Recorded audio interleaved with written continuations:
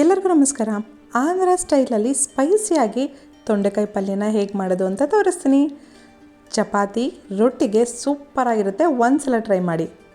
ಪಲ್ಯ ಮಾಡಲು ದಪ್ಪ ತಳದ ಸ್ಟೀಲ್ ಪಾತ್ರೆನ ಬಳಸಿ, ಅಲ್ಯೂಮಿನಿಯಂ ಪಾತ್ರೆಗಳನ್ನ ಬಳಸಬೇಡಿ.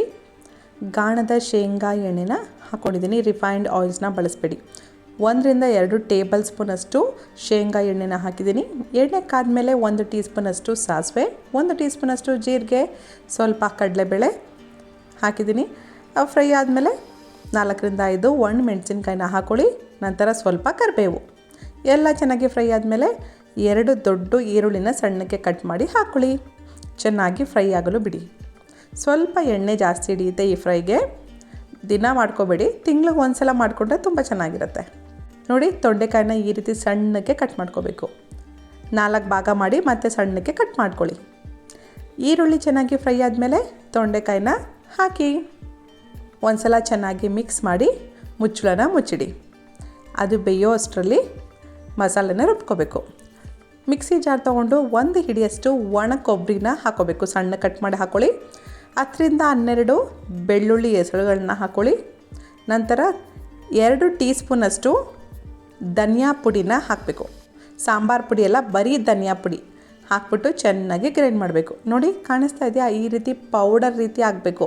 ಮೆತ್ತಗೆ ಪೌಡರ್ ಮಾಡಿ ಪಕ್ಕದಲ್ಲಿ ಇಟ್ಕೊಳ್ಳಿ. ತೊಂಡೆಕಾಯಿ ಬೇಯಲು ಸ್ವಲ್ಪ ಟೈಮ್ ಹಿಡಿಯುತ್ತೆ.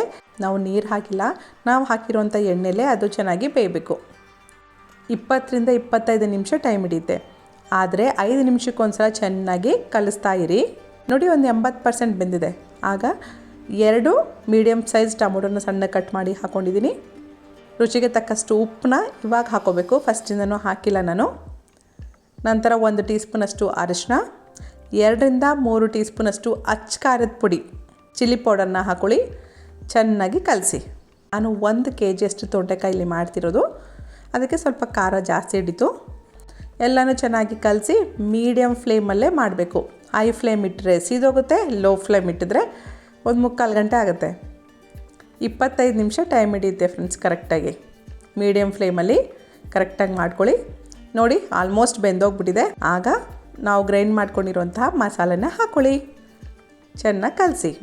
ಮಸಾಲೆ ಹಾಕಿದ್ಮೇಲೆ ಲೋ ಫ್ಲೇಮ್ ಇಟ್ಟು ಒಂದು 5 ನಿಮಿಷ ಬೇಯೋದಕ್ಕೆ ಬಿಡಿ. ನೋಡಿ, ಕರೆಕ್ಟಾಗಿ ಬೆಂದಿದೆ. ಈಗ 1 ಹಿಡಿಯಷ್ಟು ಕೊತ್ತಂಬರಿ ಸೊಪ್ಪನ್ನ ಸಣ್ಣಕ್ಕೆ ಕಟ್ ಮಾಡಿ ಹಾಕಿ ಕಲಸಿ. ಅಷ್ಟೇ, ತುಂಬ ಸ್ಪೈಸಿಯಾಗಿ ಟೇಸ್ಟಿಯಾಗಿ ತೊಂಡೆಕಾಯಿ ಪಲ್ಯ ರೆಡಿ ಆಗುತ್ತೆ.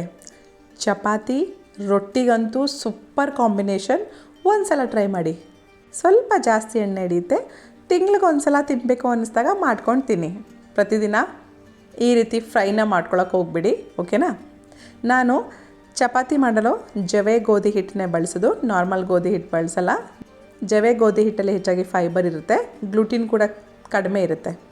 ಅದಕ್ಕೋಸ್ಕರ ಅದರಲ್ಲೇ ಚಪಾತಿ ಮಾಡ್ತೀನಿ. ತುಂಬ ಸಾಫ್ಟಾಗಿರುತ್ತೆ. ಒಂದ್ಸಲ ಟ್ರೈ ಮಾಡಿ, ನಿಜವಾಗ್ಲೂ ಟೇಸ್ಟಲ್ಲಿ ಸೂಪರಾಗಿದೆ. Thanks for watching.